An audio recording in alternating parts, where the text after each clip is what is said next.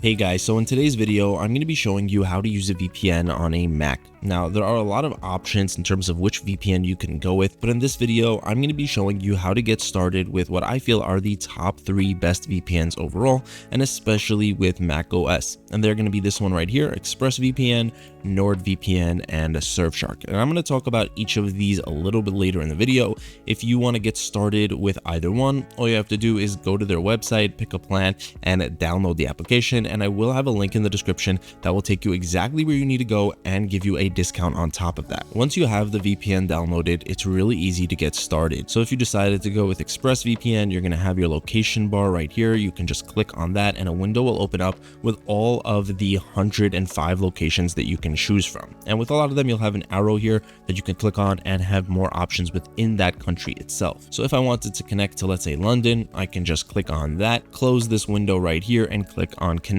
And what this is going to do is send my entire internet connection through a server, a location in London. And that's going to make it seem to any website I visit as if I'm in London, regardless of my physical location. On top of that, it's also going to keep me more anonymous and protect my identity and my online activity when I use the internet. So my internet service provider, any government, agency, school, work, whatever it is, nobody's going to be able to see what I'm doing online. All they're going to know is that I connected to a VPN. And after that, they won't be able to see which websites I'm visiting. So this can be really useful for things like Netflix, Amazon Prime Video, Hulu, basically any streaming platform. If you wanted to access content libraries from different parts of the world, you can use a VPN for that. Or if in general you just want more privacy when you're using the internet, a VPN is really handy for that as well. Now, of these 3 VPNs, ExpressVPN is going to be the easiest one to get started with on Mac. That's pretty much all there is to it. Just download it, connect to a location, and you're good to go. If you wanted to get a bit more advanced, you can go over to the top left over here,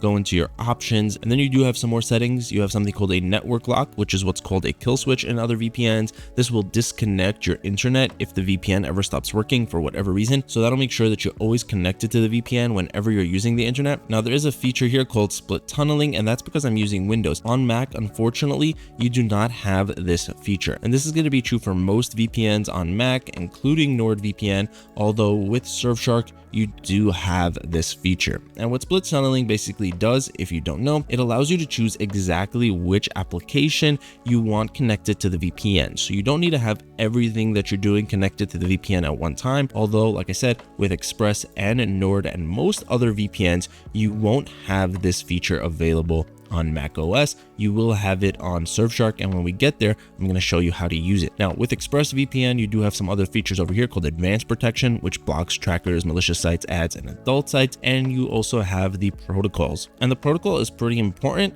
It is how the VPN connects to the internet, and depending on which one you choose, you'll either get faster speeds or you may just have a better connection overall depending on the network that you're using. And with ExpressVPN, if you go with Lightway UDP, you'll have the fastest connection. If you go with OpenVPN TCP, you'll have the most consistent and reliable connection, with Lightway TCP and OpenVPN UDP kind of being a mix of the two. Although if you don't want to have to deal with any of this, just pick automatic and the VPN will choose the best one for you. And that's pretty much all there is to getting started with ExpressVPN on a Mac. Super simple and easy. Now, with NordVPN, it's a bit more complicated. NordVPN has a ton of different features, including specialty servers and a lot of other stuff. There's really too much to NordVPN for me to cover everything in this video, but I will have a link to a full in-depth review for each of these VPNs in the description below in case you want to find out more about any of them, including Nord. Now, if you do want to connect to a country, you have 2 options in Nord. You can either go on the left side to the list and you can search for one. You can find a different location.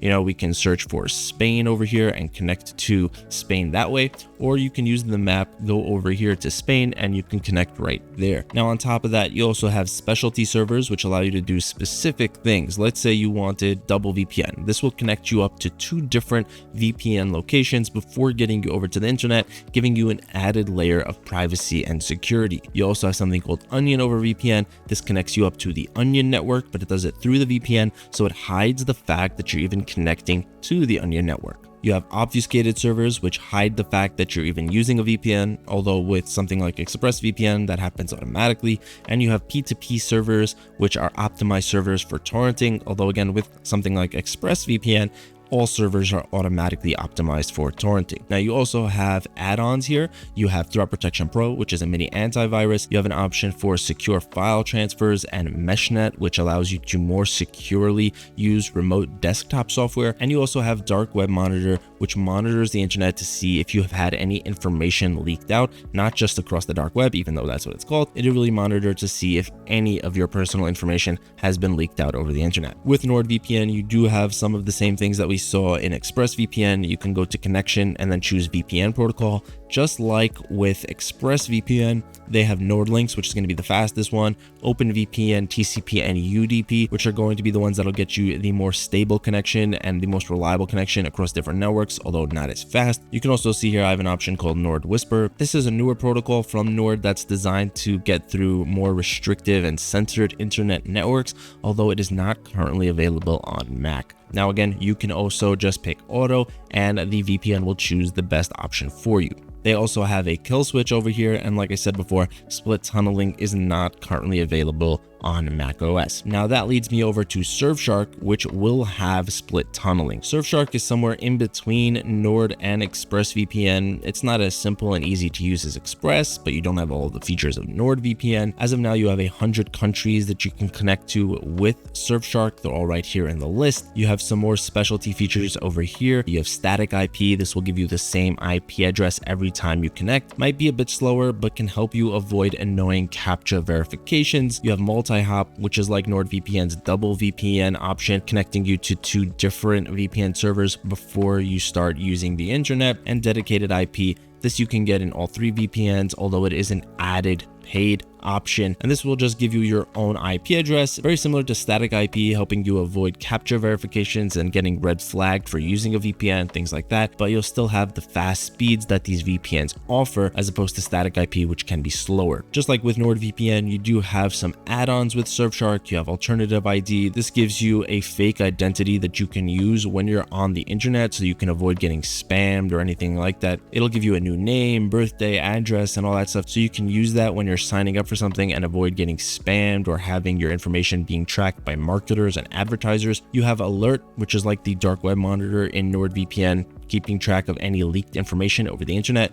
You have an antivirus, and this is actually a pretty good antivirus for a VPN add-on. It's actually not bad. I use it myself. You have search, and this is a search that's designed to give you results without any sponsorships or advertisements or anything like that, so hopefully giving you the best pure search results. Now, as I mentioned a few times, you can go into Surfshark, go into settings, go to VPN settings, scroll down, and you'll see bypasser. This is Surfshark's version of split tunneling, and it's the only one that I know of that will work on Mac OS. So if you are looking for split tunneling on Mac, you can get it with Surfshark. You also have protocols, same deal here as the other VPNs. You have OpenVPN and WireGuard. WireGuard being the faster one, and of course you have automatic. You have a kill switch. You have pretty much all the same features like clean web, blocking ads, trackers, and malwares. So pretty standard features across the VPN. You do have some other ones like advanced security options, invisible on LAN, keeping you invisible on your network, rotating IP, giving you a new IP address,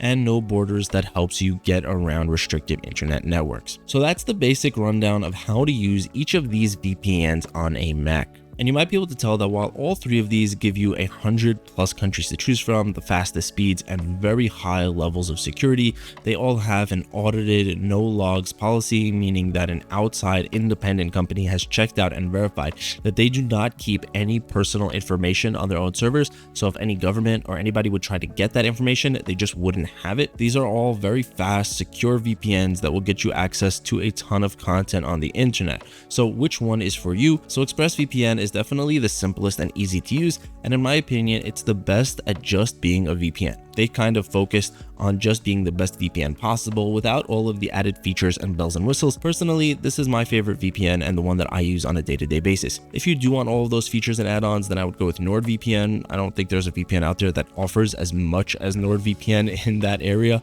so I would definitely recommend them. And if you are on a budget, or if you want split tunneling on Mac, then go with Surfshark, because this is an inexpensive VPN compared to the other 3. It's the cheapest of them. The premium plan for Surfshark is going to be cheaper than the basic plan for a lot of other VPNs, but at the same time, it's high quality and it has that split tunneling feature. So if you want to find out any more about them, if you want discount links to save you some extra money when you sign up, you'll find all of that in the description below. That's going to be it for this video, guys. Let me know in the comments which VPN you decide to go with. Thank you so much for watching. Have an amazing day, and I'll see you in the next one.